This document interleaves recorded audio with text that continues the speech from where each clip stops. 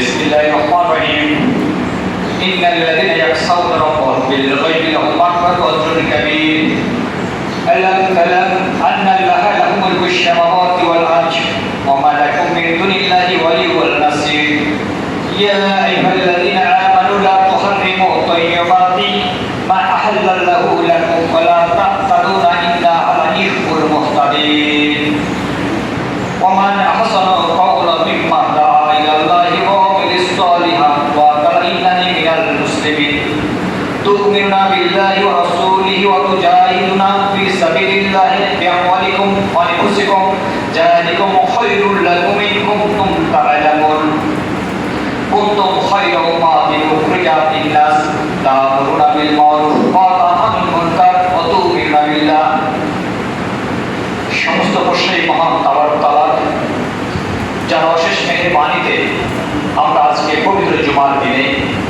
এই মাধবপুর আল্লাহর মসজিদে জুমার নামাজ আদায় করার জন্য যে মহান আল্লাহ রাব্বুল আলামিন আমাদের সুস্থভাবে এই মসজিদে আসার তৌফিক দান করেছেন, সেই মহান আল্লাহর দরবারে শুকরিয়া জ্ঞাপন করি সকলে আলহামদুলিল্লাহ।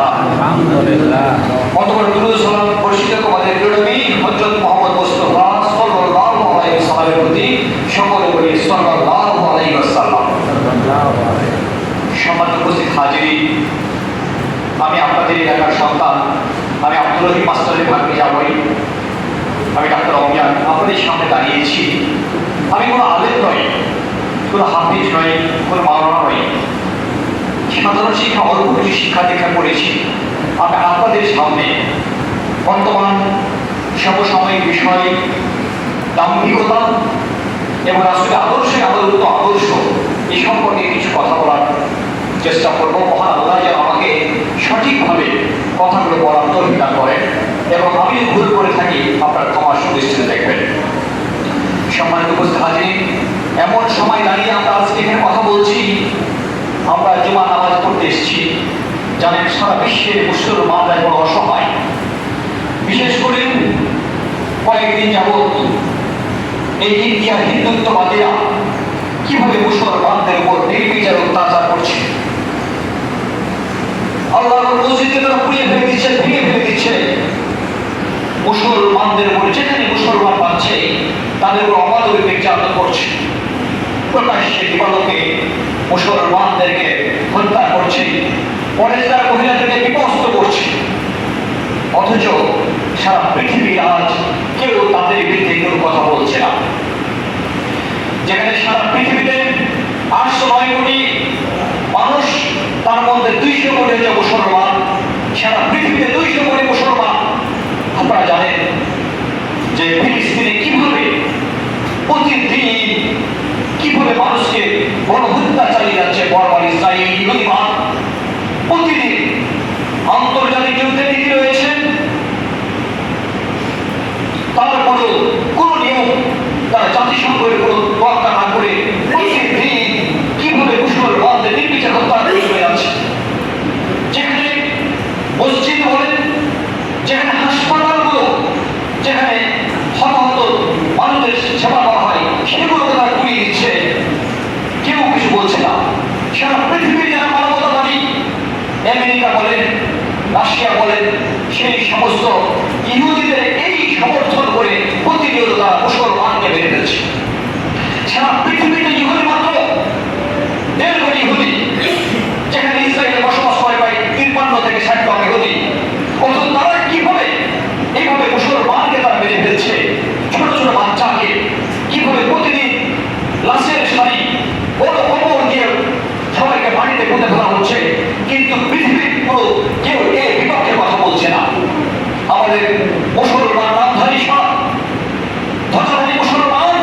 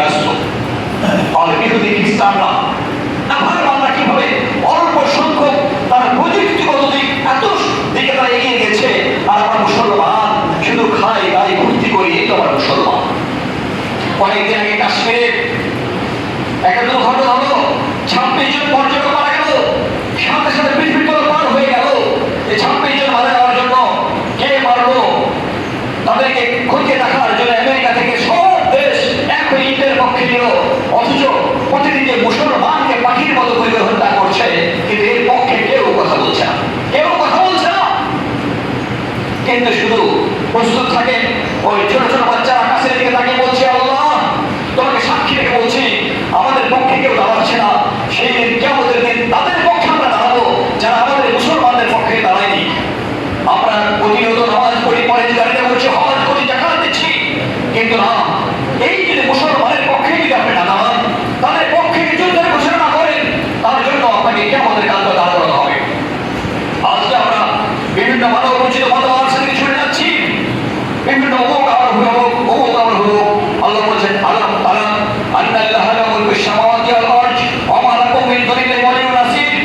Do you know the superiority of the heaven of the earth and you have neither fate nor help আর বিশেষ আল্লাহ। তুমি কি জানো না আকাশ মণ্ডল পৃথিবীর সার্বভৌমত্ব আল্লাহর, আর আল্লাহ ছাড়া অভিভাবক নাই তোমার সাহায্য করে।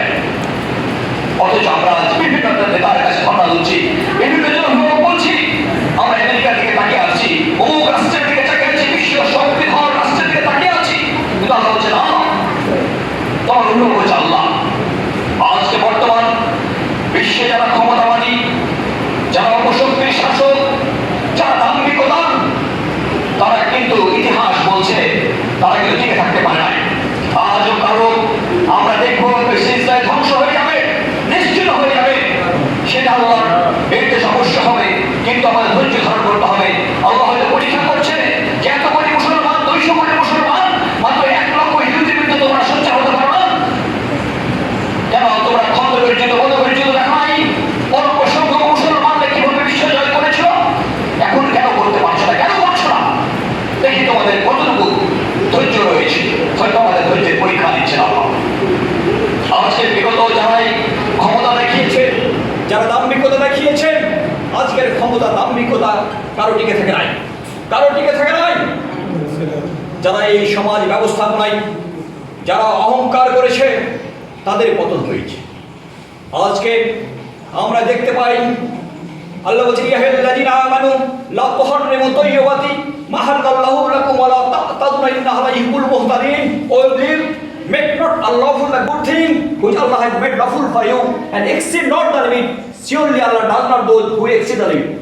হে মুমিনগণ, তোমাদের জন্য যেসব আল্লাহ হালাল করিয়াছেন সেসব হারাম করিও না, তোমরা সীমা লঙ্ঘন করিও না, নিশ্চয় আল্লাহ সীমা লঙ্ঘনকারীকে পছন্দ করেন না।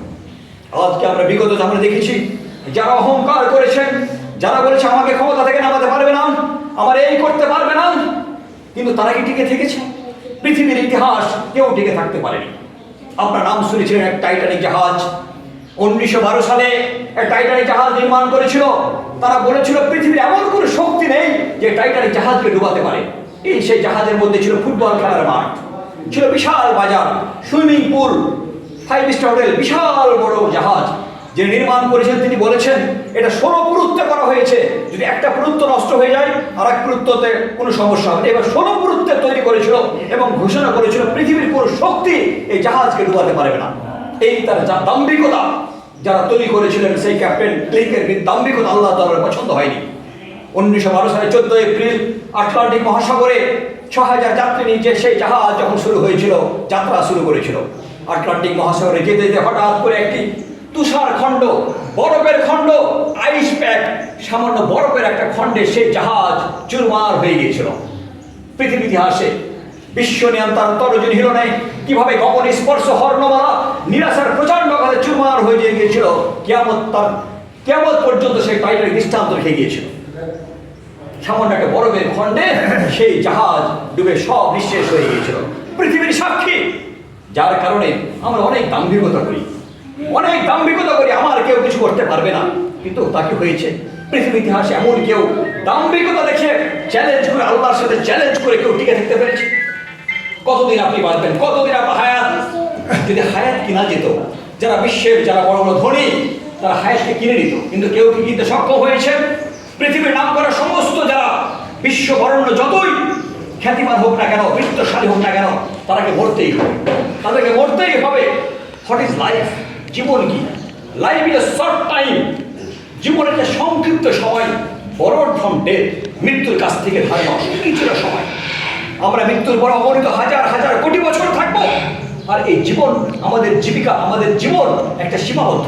কেউ 60 বছর, 70 বছর, 80 বছর, 90 বছর, তারপর কোথায় যাবেন আপনি? কোথায় যাবেন আপনি? আল্লাহ বলছেন, হে নবী ওদের বলে দাও যে মৃত্যুকে ভয় পাচ্ছে সে মৃত্যুর কাছে আসতেই হবে। জীবদ্দশায় তুমি যা করেছো তা তোমাকে পুরোপুরি উপলব্ধি করা হবে, তোমাকে দৃশ্যমান দেখানো হবে, এখানে কোনো অবিচার করা হবে না। তাহলে এই যে সমাজ ব্যবস্থা নয়, মাত্র কয়েকদিনের জীবন, আমরা এই জীবনে কত হমিকা, কত অহংকার, কত অন্যায়ভাবে কত অবিচার করছি আমরা।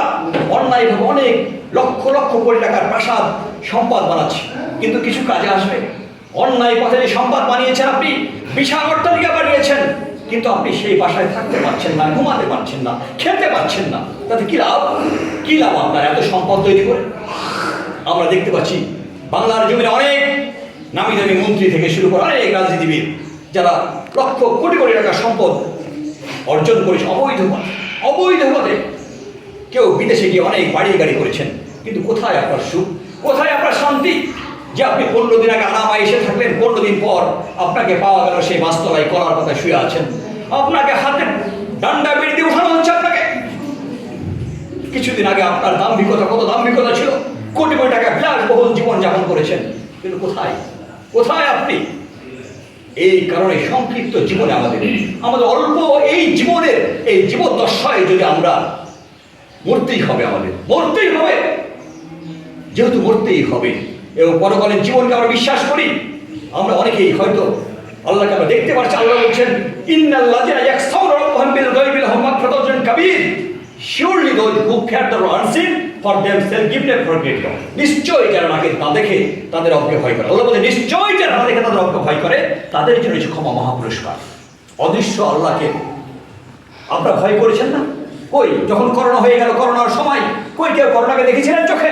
কত ভয় করতেন, বাইরে বেরোতেন না, মাস্ক ব্যবহার করতেন, হাত ধুইতেন, কেউ যদি করোনা হয় তাকে দেখতে যেতেন না।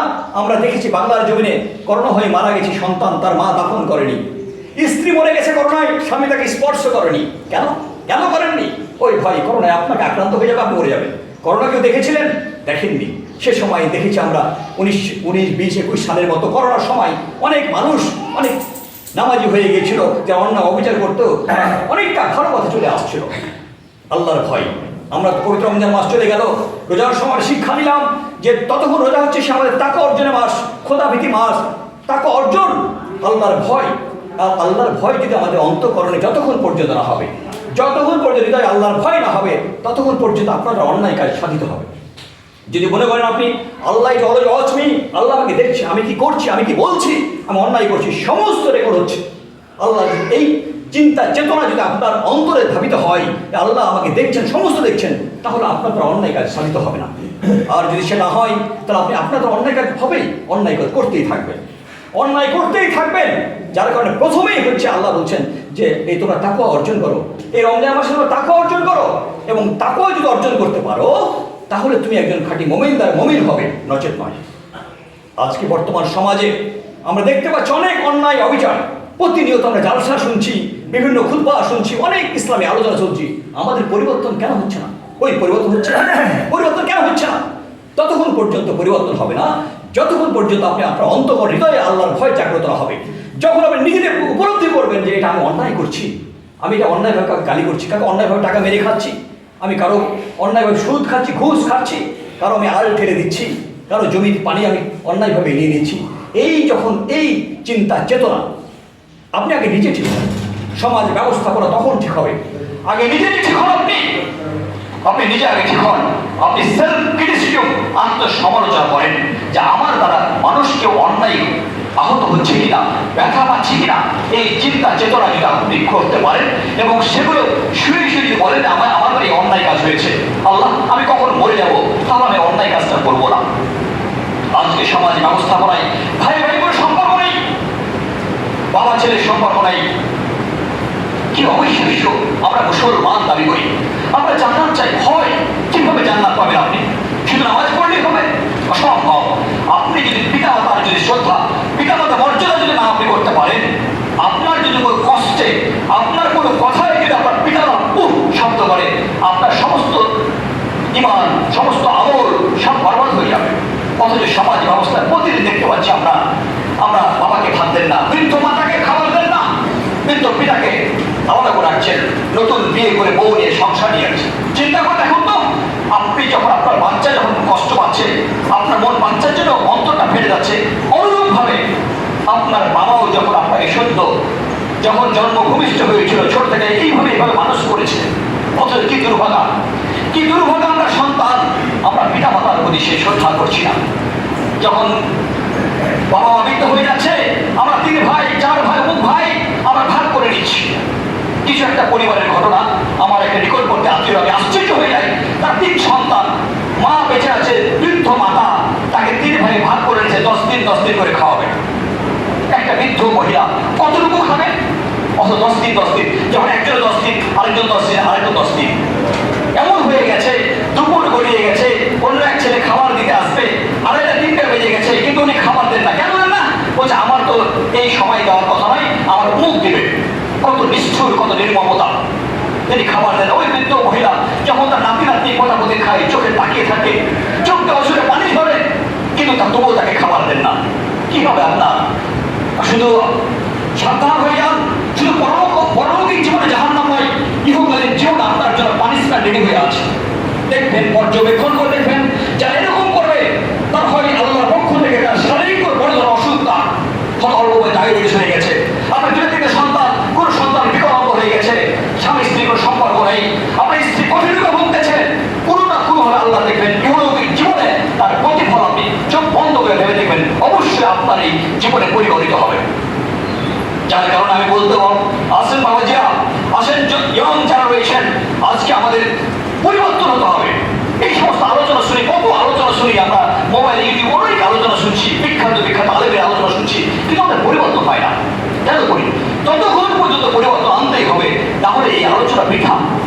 এবং হয়তো ভাবছেন আপনি, এই আপনার সুস্থ শরীর, আপনার যৌবনের তেজ, ক্রমান্বয়ে আপনি যখন আস্তে আস্তে মৃত্যু উপনীত হবেন, একসময় ঠিকভাবে হাঁটতে পারবেন না, নিজ হাতে পানি চাপতে পারবেন না, গোসল করতে পারবেন না, পর নির্ভরশীল হয়ে যাবেন, তখন আফসোস হবে। ঠিকমতো নামাজ পড়তে পারবেন না, চেয়ারে নামাজ পড়বেন, টুলে নামাজ পড়বেন, তখন আফসোস হবে। যৌবনকারী ইবাদত আল্লাহর কাছে সবচেয়ে প্রিয়। অথচ আজকে আমরা যৌবনের দেশ ভুলে যাচ্ছি আল্লাহকে, মনে করছি পরকালকে, ইহকাল নিয়ে আমরা বর্ত হয়ে যাচ্ছি, ইহকাল নিয়ে আমরা বর্ত হয়ে যাচ্ছি। কিন্তু আপনারা সেই সুখে আদায় করবেন না আল্লাহ, যে আল্লাহ আপনাকে এই যে নিঃশ্বাস দিচ্ছে অক্সিজেন, করোনার সময় দেখেছি আমরা অক্সিজেনের যে অনেক পড়ে গেছে, ঠিক মতো নিঃশ্বাস দিতে পারছিল না। করোনা হওয়ার ফলে যখন ফুসফুস নষ্ট হয়ে গিয়েছিল, বাইরে থেকে অক্সিজেন দেওয়া হতো লক্ষ কোটি টাকা। আমরা প্রতিনিয়ত সারাদিনে 24 ঘন্টায় 550 লিটার অক্সিজেন আল্লাহ আমাদের দিচ্ছে, আমাদের নিঃশ্বাস নিচ্ছি, আমরা অক্সিজেন নিচ্ছি। এই অক্সিজেন দাম যদি হিসাব করেন ক্যালকুলেটর দিয়ে, যদি কিনে যদি আপনাকে অক্সিজেন দেওয়া হতো 24 ঘন্টায়, প্রায় 18 লক্ষ টাকা আপনাকে লাগতো। চিন্তা করে দেখেছেন? প্রতিদিন বিনা পয়সায় সেই মহান সৃষ্টিকর্তা যিনি আমাকে দুনিয়ায় পাঠিয়েছেন, তিনি আমাকে এইভাবে বাঁচিয়ে রেখেছেন, আল্লাহ শুকরিয়া আমরা করবো না? কিন্তু বেঈমান, ইহকারাম, আমরা মুসলমান, আমরা সব ভুলে যাই। যখন বিপদে পড়ি, যখন রোগাক্রান্ত হয়, তখন মনে মনে আল্লাহ তোমাকে সুস্থ করে দাও, এরপর থেকে আল্লাহ তোমার কথায় চলবো, তোমার কাজগুলো আমি করবো, আল্লাহ তুমি আমাকে সুস্থ করে দাও, বিপদ উদ্ধার করো। আল্লাহ বিপদ উদ্ধার করে দিল, পরক্ষণে আবার ভুলে গেলেন, আবার আগের মতো হয়ে গেলেন। করোনার সময় মনে হতো কখন মরে যাবো, আল্লাহ ওর কাছে মাপ চাওয়া শুরু করে দিল, এই দুনিয়াতে কখন মরে যাবো, আমরা মাপ করে দিও, মুখ করে দিও। এবং বেশি বেশি দেখি নামাজ পড়া শুরু হয়ে গেল, যখন করোনা চলে গেল আবার ভুলে গেলাম। কিন্তু ভুলে গেলে চলবে না, ভুলে গেলে চলবে না। এই সুন্দর অবয়ব, এই শরীর যতই চেহারা সুন্দর হোক না কেন, আপনি গরমের সময় থাকছেন ফ্যান, যারা ধনী তারা থাকছে এয়ার কন্ডিশন, এসিতে থাকছেন, দামি দামি চাজিয়ে ব্যবহার করছেন, কম্বল প্রাসাদে থাকছেন, আপনার দম বন্ধ হয়ে যান, যদি আপন যদি হোক ক্ষণিকের জন্য আপনার জন্য কান্নাকাটি করবে, তারপর বলা হবে দ্রুত তাকে দাফন কাফন করে দাও। যতই নিকটবর্তী আত্মীয় হোক না কেন, বাহ্যিকভাবে তার চোখের কান্না আসলে মনে মনে বলবে এই মৃত ব্যক্তি বেশিক্ষণ থাকা হয়, বেশিক্ষণ রাখা ঠিক নয়, বেশিক্ষণ থাকবেও না। আপনার যত স্ত্রী হোক, সন্তান হোক, মৃত মানুষের সাথে কেউ বেশি অবস্থান করবে না। খুব দ্রুত দেখা হবে, এলাকার মানুষজন আসবে, কবর করবে, সব কিছু খুলে দিয়ে সাদা একটি কাপড়, কোনো পোশাক থাকবে না, ছোট্ট একটা খাটির নিচে শুইয়ে দিয়ে আপনাকে মাটিতে পুঁতে দেওয়া হবে। That is final of year life. আপনার জীবন শেষ, এটাই তো বাস্তবতা। তারপরে কোটি কোটি বছর, অগণিত বছর সেই পরিবারে থাকতে হবে। মুসলিমরা মাত্র কয়েকটা বছরের জন্য এই দুনিয়াতে আমরা কতই নাকি করছি, কত অন্যায় করছি, কত অবিচার করছি। প্রাসাদ মানে অন্যায়ভাবে লক্ষ লক্ষ কোটি কোটি টাকা, এমন কত রাজনীতিবিদ রয়েছে তারা জানে না যে তার সম্পদ কতটুকু, কত কোটি হাজার টাকার মালিক। বিভিন্ন ওই অস্ট্রেলিয়া বলেন, সুইডেন বলেন, বিভিন্ন জায়গায় তার প্রাসাদ বানিয়ে রেখেছে। বানিয়ে রাখার পরে তাদের অবস্থান হচ্ছে হাজতখানায়, তাদের অবস্থান হচ্ছে পালিয়ে বেড়াচ্ছেন। আপনারা কেন বাবা? আপনারা যদি ভালো কাজ করে থাকেন, আপনি যদি ন্যায় কাজ করে থাকেন, সব পথে চলে থাকেন, আপনার ভিতরে ভয় থাকবে না। যখন আপনি অন্যায় করবেন তো নিজের ভিতরে আপনার মনে হবে আমি অপরাধী, আমি অপরাধী। তো যখন আপনি ন্যায়ের পথে থাকবেন, সত্যের পথে থাকবেন, আদর্শের পথে থাকবেন, তখন আপনার ভিতরে একটা শক্তি, সাহস থাকবে। আমি বলবো আজকে যারা এখানে উপস্থিত হয়েছি, আমাদের সিদ্ধান্ত নিতে হবে। বাবাজিরা, সিদ্ধান্ত নিতে হবে। অনেক বয়স্ক মানুষ রয়েছে আমার এখানে, অনেকে ধূমপান করেন, অনেকে ধূমপান করেন। ধূমপান অত্যন্ত মারাত্মক ক্ষতিকর। ধূমপানে আপনাদের এই ফুসফুস নষ্ট হয়ে যায়। মদ্যপান করেন, লিভার নষ্ট হয়ে যাচ্ছে। এখন বুঝতে পারছেন না, বয়সের ভারে তখন বুঝতে পারবেন কত কষ্ট। কাশি ভালো হচ্ছে না, শ্বাসকষ্ট হচ্ছে। ধরবেন আপনার কোনো অসুখ নাই, কিন্তু তবু আপনাকে মরতে হবে। আমরা তখন বলি কি, যখন বয়োবৃদ্ধ অবস্থায় মানুষ পড়ে তখন আমরা বলি যে বয়স্ক জনিত কারণে মারা গেছে, বার্ধক্য জনিত রোগে মারা গেছে, বার্ধক্য জনিত রোগ। অর্থাৎ এখন সমসাময়িক বিষয় দেখা যাচ্ছে, আমরা অনেক যুবক, অনেক অল্প বয়সে মানুষ হার্ট অ্যাটাক করে মরে যাচ্ছে, অনেকে ডায়াবেটিস হয়ে যাচ্ছে, স্ট্রোক হয়ে যাচ্ছে, প্যারালাইসিস হয়ে যাচ্ছে। অনেক এগুলোকে বলে মেডিকেল কারণে বলে নন কমিউনিকেবল ডিজিজ। এক সময় আমাদের গ্রামে দেখতাম ডায়রিয়া হতো, কলেরা হতো, এগুলো মানুষ মরে যেত। ডায়রিয়া কলেরা মানুষ মরে না, এখন বলছে স্ট্রোকে মানুষ পড়ছে, হার্ট অ্যাটাকে মানুষ পড়ছে, ডায়াবেটিসে মানুষ পড়ছে, উচ্চ রক্তচাপে মানুষ পড়ছে। এগুলো থেকে প্রিভেন্ট করার জন্য আমাদের কি জীবনযাপন, লাইফস্টাইল চেঞ্জ করতে হবে। আমাদের লাইফস্টাইল চেঞ্জ করতে হবে আমাদের। আমরা খাবার দাবারের প্রতি যা ইচ্ছে তখন তাই খেয়ে দিচ্ছি। এগুলো থেকে আমাদের জীবন যদি আমরা নিজে নিজে সংশোধন না করি, জিহ্বাকে যদি সংযোজন সংগঠন না করি, তাহলে শারীরিক অসুখগুলো হয়ে যাবে। বলছি আসল সময় কম, আমি আপনাদের সামনে এসেছি, হঠাৎ করে মনে হলো যে মহান আল্লাহ যদি আমাদের এইভাবে আলোচনা করে যে আমাদেরকে যদি সঠিক পথে, সঠিক আজকে অনেক সমাজ ব্যবস্থাপনায় ভাইয়ের সাথে হক মেরে খাচ্ছি, হক মেরে খাচ্ছি। জমি জমার ভাগ ঠিক মতো বোনের যে হক সেটা দিচ্ছি না, তাকে দিচ্ছি না। যতই আপনি পরেজগারে থাকেন, মাথায় টুপি, বড় বড় পাঞ্জাবি, জুব্বা পরেন, হজ করে আসেন, মসজিদে নামাজ ছুটে ঢুকে কপালে গোরখা ফেলে দেন, আপনি আপনার বোনের যদি হক মেরে থাকেন, আপনার ভাইয়ের হক মেরে থাকেন, কিচ্ছু কাজে আসবে না। সমাজ ব্যবস্থাপনা আমরা দেখছি বর্তমান আত্মীয়তার সাথে আমাদের সম্পর্ক নেই। নিকট আত্মীয় বাদে বড় আত্মীয় অন্য আত্মীয়ের সাথে সম্পর্ক স্থাপন করি, এটাও ঠিক নয়। আপনি আগে নিজে ভালো হন, আপনি পরিবারকে ছোট থেকে দিনী শিক্ষা দেন, ইসলামিক শিক্ষা দেন। আজকে আমরা দিনী শিক্ষা না দিয়ে অন্য শিক্ষায়, অনেক উচ্চ শিক্ষায় শিক্ষিত হয়ে দেখা যাচ্ছে যখন বয়স্ক হয়ে যাচ্ছে, বাবা মাকে রেখে আসছে বৃদ্ধাশ্রমে, বৃদ্ধাশ্রমে রেখে আসছে। অথচ তার ভিতর যদি সেই নৈতিক শিক্ষা থাকতো, ইসলামিক আদর্শ যদি জীবন পরিচালিত হতো, ওই বাবা মাকে কয়েকদিন আগে দেখলাম একটা বিশ্ববিদ্যালয়ের শিক্ষক, তার 3টা সন্তান, একজন অস্ট্রেলিয়া থাকেন, একজন আমেরিকা থাকেন, একজন বাংলাদেশের একজন, সে নাম করা সুপ্রিম কোর্ট আইনজীবী, তার পিতাকে মৃত্যু অবস্থায় তার পিতাকে তারা রেখে দিয়ে আসছে সেই বৃদ্ধাশ্রমে। কয়েকদিন আগে একটা দেখলাম, একটা গভীর রজনীতে তার মেয়েরা তার মাকে হঠাৎ করে রাতের বেলায় বৃদ্ধাশ্রমের সামনে ফেলে দিয়ে চলে গেল, ফেলে দিয়ে চলে গেল। চিন্তা করা যায়, বাবাকে ফেলে দিয়ে চলে গেল। চিন্তা করা যায়, তার নিজের গর্ভধারী সেই সন্তানরা তাদের পিতাকে রাতের বেলায় ফেলে দিয়ে চলে যাচ্ছে। কি শিক্ষা পেয়েছেন? অথচ ওই বাবা কি কষ্ট তাদের লালিত পালিত করেছে, কত অর্থবিত্ত ব্যয় করে তাদের সন্তানের পক্ষে। কিন্তু আজকে না, এগুলো একমাত্র কারণ হচ্ছে কি আমাদের দিনী শিক্ষা। আজকে আমাদের দেশ, এই দেশে আমরা বিভিন্ন মানবরচিত মতবাদ নয়, আল্লাহর জমি, আল্লাহর দিন যদি কাজ থাকতো, আজকে দেখেন কিভাবে অন্যায় হচ্ছে, কিভাবে ধর্ষণ হচ্ছে। বিগত সরকারের সময় এক ছেলে 100 ধর্ষণ করেছে, তাকে অনুষ্ঠান পালন করলো। চিন্তা করে নাই এই বাংলার জমিনে সেঞ্চুরি পালন করলো, যে 100 ধর্ষণ করেছে। বাংলার মুসলমান দেশে সহ্য করা যায়, এই দেশে আল্লাহর অবিচার হবে না কেন? এই যে আল্লাহর তাকাদহ, খরা, বৃষ্টি, এগুলো সব আল্লাহর পক্ষ থেকে হয়। আল্লাহর জমিনে যখন বান্দারা যখন অন্যায় কাজ বেশি হয়ে যায়, তো আল্লাহর পক্ষ থেকে এইভাবে তাদের শায়েস্তা করার জন্য এই সমস্ত দেওয়া হয়। ঘূর্ণিঝড় বলেন, জলোচ্ছ্বাস বলেন, আল্লাহর পক্ষ থেকে হবে না কেন? যেই দেশে আমরা দেখেছি বিগত আমলে যে ইউনিভার্সিটিতে ছেলেমেয়েরা কোরআন পড়তে দেওয়া হবে না, ইফতারি করতে দেওয়া হবে না, কি ব্যাপার? মসজিদে যে তারা কোরআন শিক্ষা কোর্স করবে তাও দেওয়া হতো না। কেন দেওয়া হতো না? 90% মুসলিম দেশে কিভাবে মুসলমান আমরা, অথচ বলে সংখ্যালঘু। সারা বিশ্বে যেভাবে, ইন্ডিয়াতে যেভাবে মুসলমানদের নিধন করছে, কেউ তখন কোনো কথা বলছে না। আর বাংলার জন্য একটা হিন্দুত্ববাদীর উপর যদি একটু কথা বলেন, তাহলে এটা নিয়ে শুরু হয়ে যায় তোলপাড়। এই জন্য আসুন যারা মুসলমান আমাদের ভিতরে যে বিভেদ ভুলে গিয়ে সারা পৃথিবীর মুসলমানকে এক হতে হবে, এক হয়ে যখন হুঙ্কার দিবে সমস্ত বেদুইন কাফেররা তত করে ভয় করবে। আজকের এই মসজিদ থেকে আমরা সেই শিক্ষা দিতে চাই। আমরা নিজেই আমরা প্রথমে আমি একজন আদর্শ মানুষ হতে চাই, আমার সন্তানকে আদর্শ সন্তান হিসেবে আমার পরিবারকে নামাজি বানাতে চাই। এইভাবে এই আদরে যদি আমরা ঠিক হই তাহলে এই দেশ ঠিক হবে, এই সমাজ সংস্কার হবে। না যতই বলি আমরা ডিসক্রিমিনেশন, বৈষম্য, প্রত্যেক ক্ষেত্রে বৈষম্য, এই বৈষম্য দূর করে এই বাংলাদেশকে একটি সুন্দর সুন্দর রাষ্ট্র আমাদের পরিণত হবে, যেখানে ইসলামী শাসন ব্যবস্থা। যদি কেউ চুরি করে হাত কেটে দিতে হবে তাহলে চুরি করবে না। ধর্ষণ করে ধর্ষণকে দূর রাখতে পেরে যে আইন ইসলাম আইন সেগুলো করতে হবে, তাহলে ধর্ষণ করার সাহস পাবে না। কিন্তু সে আইনি ব্যবস্থাপনায় মানবরচিত আইন দিয়ে এই সমস্ত করার পিছনে মানুষ শক্তির সাহস পেয়ে যাচ্ছে।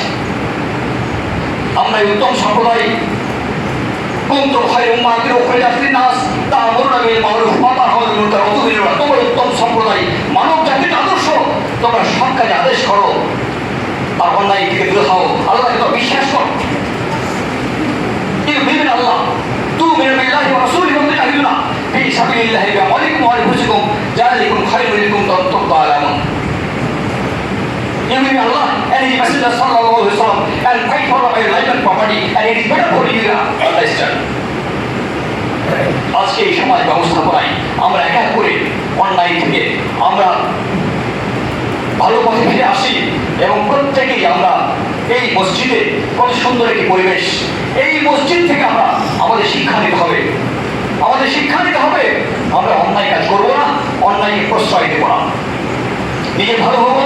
আত্মীয়তার হক থেকে শুরু করে মসজিদে নামাজ কমে যায়, রমজান মাস তো নামাজি হয়, আস্তে আস্তে নামাজ ছেড়ে দিই আমরা। শুধু ইহকালীন বর্তমান আমি নিজে কি হবো আত্মকেন্দ্রিক, আমরা নিজেরা নিজে ভালো হবো, আমার সন্তান ভালো হবে, এগুলো নিয়ে আমরা প্রতিনিয়ত ইনকাম করছি। সেই ইনকামটা বৈধ না অবৈধ খেয়াল করছি না। আমরা যদি হালাল ভক্ষণ করতে পারি, হালাল রুজি উপার্জন করতে পারি, সেই পথে যান। সৎ পথে উপার্জন করে যদি কষ্ট হয় সেটাই মহা আনন্দ রয়েছে। অন্যায় অসৎ পথে প্রাসাদ বানিয়ে সেখানে আনন্দ নেই, সেই প্রাসাদে ঘুমাতে পারবেন না, মন ভরে খেতে পারবেন না, তাহলে কি লাভ? আসুন পরিষদে মহান আল্লাহর কাছে করে দিবি, আল্লাহ আমরা এই মসজিদ থেকে তোমার দরবারে আমরা সারেন্ডার হতে চাই, আমরা শপথ দিতে চাই যে সমাজ ব্যবস্থাপনা আমরা অন্যায় করবো না, তোমার পথ ও নীতির প্রতি আমরা সমর্থন জ্ঞাপন করে এই দুনিয়া চলবো, কারো প্রতি অন্যায় করবো না, অবিচার করবো না। এই দেশে আল্লাহ তুমি ইসলামী শাসন কায়েম করে দাও। ইসলামী শাসন ব্যবস্থাপনায় জাকাত ভিত্তিক অর্থনীতি হয়ে গেলে দরিদ্র কেউ থাকবে না, সেই সময় ইসলামী রাষ্ট্রের মতো রাষ্ট্র যদি এই দেশটা আমরা পরিচালনা করতে পারি। আল্লাহ আমাদের প্রতিদিন দেখতে পাচ্ছি অনেক মানুষ, অসহায় মানুষ, কত মেডিকেলে গেলে দেখবেন কত অসহায় মানুষ মৃত্যুর সাথে কাজ পাচ্ছে, অথচ আমরা আল্লাহ সুস্থ রেখেছেন। সব আল্লাহ শুক্রিয়া করি যে আল্লাহ আমাদের সুস্থ রেখেছো। যারা সুস্থ দাও, অনেক ঋণগ্রস্ত রয়েছে, আল্লাহ তাদের তুমি ঋণ দূর করে দাও। আল্লাহ তুমি সবাইকে পরেজগার বানিয়ে দাও, সবাইকে ভালো মানুষ বানিয়ে দাও। মহান আল্লাহ তুমি আমাদের এই সমস্ত দোয়াগুলো কবুল করে দাও, আমাদের সৎ পথে চলার তৌফিক দান করো।